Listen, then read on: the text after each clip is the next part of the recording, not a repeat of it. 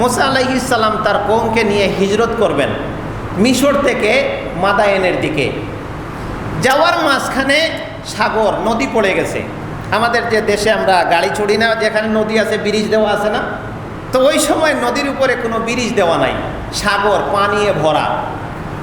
এখন তিনি রওনা দিয়েছেন, বের হয়ে সাগরের পাড়ে এসে দাঁড়িয়েছেন। সামনে সাগর আর পিছনে শত্রু ধাওয়া করতেছে। মুসা আলাইহিস সালামের সাথে যারা কওম ছিল তারা বলতেছে, ক্বালা আসহাবু মুসা ইন্না লামুদরাকুন, হে মুসা আমরা তো ধরা পড়ব, এখন তো মাইর খেয়ে গেলাম, আমরা শেষ। কেমনে? এই যে দেখেন শত্রু বাহিনী অস্ত্র নিয়ে আসতেছে, আর এইদিকে সাগর, বিশাল সাগর, আমাদের পাড়ি দেওয়ারও ক্ষমতা নাই। এখন আমরা এখানে শেষ, হয় পানিতে ডুবে মরতে হবে, নতুবা শত্রুর অস্ত্রের পিছনে আমাদের জীবন যাবে। এইরকম একটা কঠিন অবস্থায় তারা দাঁড়িয়ে আছে, সাথে একজন নবীও আছেন। অবস্থাটা খেয়াল করছেন একটু?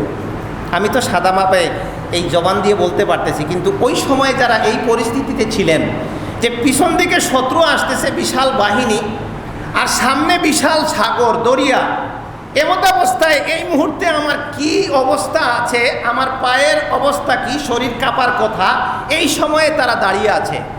মুসাকে বলতেছে আমরা তো শেষ। ঠিক এমন সময়ে দেখেন, আল্লাহ কোনো বান্দার উপরে খুশি থাকলে যে কোনো বড় বিপদের সময় কিভাবে ব্যবস্থা করতে পারেন, এই উদাহরণটা আল্লাহ দুনিয়াতে রেখেছেন। আরও আছে, এগুলো আমি ওদিকে যাব না, শুধু একটু ইঙ্গিত দেওয়া। এবার মুসা আলাইহিস সালামের ঈমান মজবুত ছিল, আল্লাহর উপরে আস্থা বড় ছিল। তিনি সাথীদেরকে কি বলেছিলেন বলতে পারবেন? কাল্লা ইন্না মাইয়া রব্বি সাইয়াহদিন। অসম্ভব সাহসটা দেখেন, ঈমানের শক্তিটা দেখেন।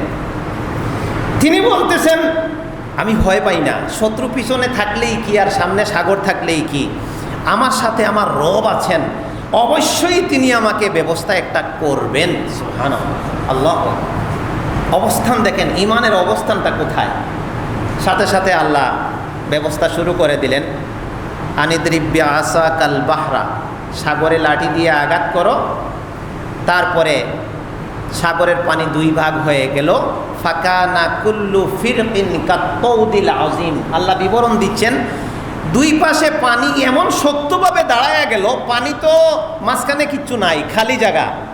এইভাবে পানি তো মিশে যাওয়ার কথা, কিন্তু পানি এমনভাবে দাঁড়ায়া গেল যেমন পাহাড় শক্তভাবে দাঁড়াইয়া থাকে। সুবহানাল্লাহ। মুসা আলাইহিস সালাম সাথীদেরকে নিয়ে সাগর পার হয়ে গেল।